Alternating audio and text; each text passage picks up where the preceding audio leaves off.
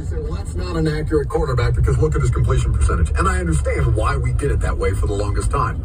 Now that we have so many different numbers for context available, and I honestly think there's not a sport out there that requires more context for their numbers than professional football.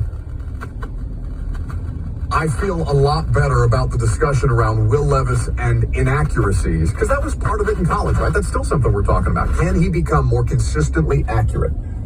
When in reality, can the football team around him become more consistent to allow him to be more consistently accurate? Because he has that ability to him. There are two differences.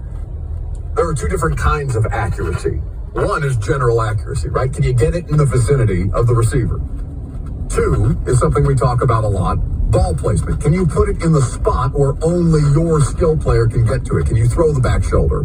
Can you get it over in a spot where only DeAndre Hopkins can reach up and grab it over the outstretched arms of a defensive back? Ball placement and accuracy are two different things. Will Levis is accurate enough for me. I think the ball placement thing is what they're trying to fine tune. So you're saying that number, the 58%, is misleading because it doesn't take into account his offensive line. Yeah.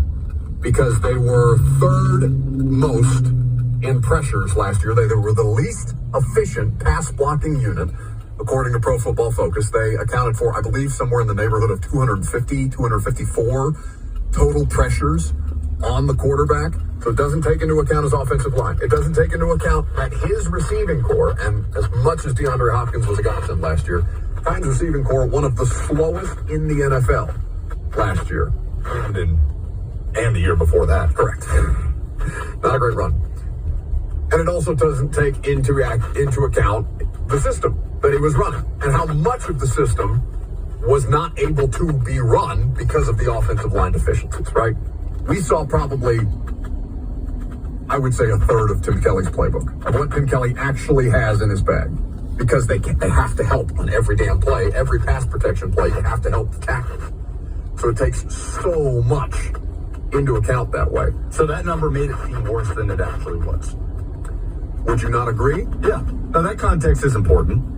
Do you know who the most accurate by completion percentage, straight up, by percentage, most accurate quarterback? I mean, in terms of quarterbacks that started multiple games, right? Not like the double pass where the receiver throws one pass all season and completes it 100%. Of actual quarterbacks, who do you think was the most accurate in the NFL? I'll give you a hint. He's on this roster.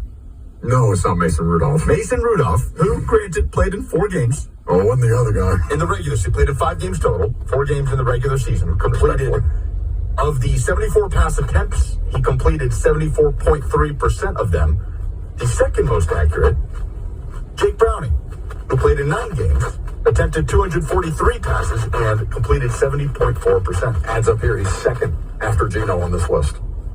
Burrow, for context, 28.9% of his passes caused incompletion due to his own inaccuracy. All right, so if I give you top of the list, bottom of the list, and Levis's number, what do you think Ryan Tannehill's number was? Levis was right at 27.4. Deshaun, 43.9. That week 1 game against New Orleans is flashing through my mind. Hideous. Right now. Hideous. So I'm going to say it was higher, and it was 32. 32.1. Look at you. Oh, my God. Since when are you good at the guessing game? We've been doing this for 3 years. This is a banner day for me. 32.1% of Ryan Tannehill's passes caused incompletions due to his own inaccuracies. Again, does not take into context the amount of different things that Tannehill was also having to work against.